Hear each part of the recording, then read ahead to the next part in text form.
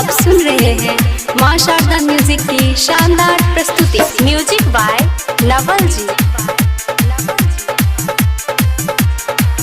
दुर्गा मैया के चुनरी चढ़े बैयो पिया आहा शाम चल एबे। दुर्गा मैया के चुनरी चढ़े बैयो पिया आहा जल्दी चल एबे।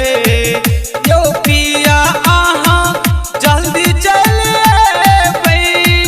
यो पिया आहा जल्दी चल एबे। दुर्गा मैया के चुनरी चढ़े बैयो पिया आहा जल्दी चल एबे।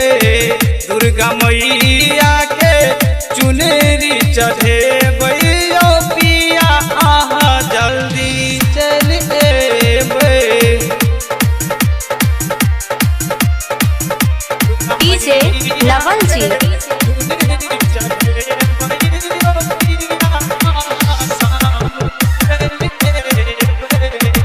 फूल लो धैला जेबई सुंदर फूल मारी। बकुआ घाट पे रिजर्व करबई 4 चक्का गाड़ी। 4 चक्का गाड़ी। फूल लो धैला जेबई सुंदर फूल मारी। बकुआ घाट पे रिजर्व करबई 4 चक्का गाड़ी।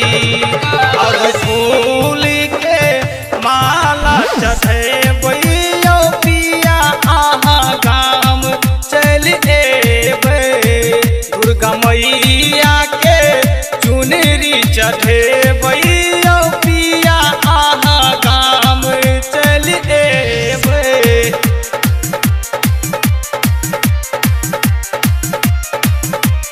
डीजे नवल जी।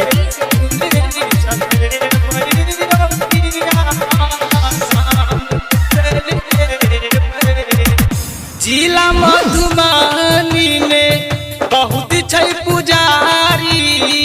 माँ के शरण में लागल हेतै भीड़ बड़ भारी। भीड़ बड़ भारी। जिला मधुबनी में बहुत छै पुजारी।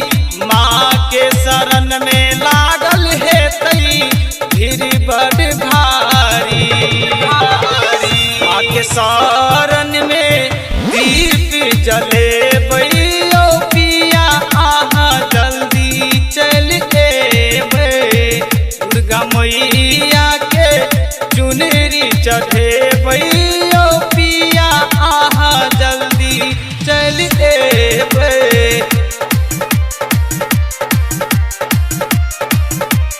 डीजे नवल जी।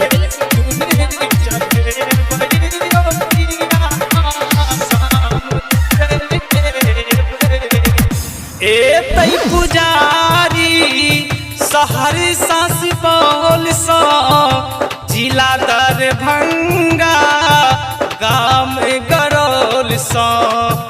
गाम गरौल सँ एतै पुजारी सहरसा सुपौल सँ जिला दरभंगा गाम गरौल सँ। देवरा हिट हिलर सँ आरती गबे बैयो पिया आहा जल्दी चल एबे। दुर्गा मैया के चुनरी चढ़े बैयो पिया आहा जल्दी चल एबे। प्रेजेंटेड बाय मां शारदा म्यूजिक।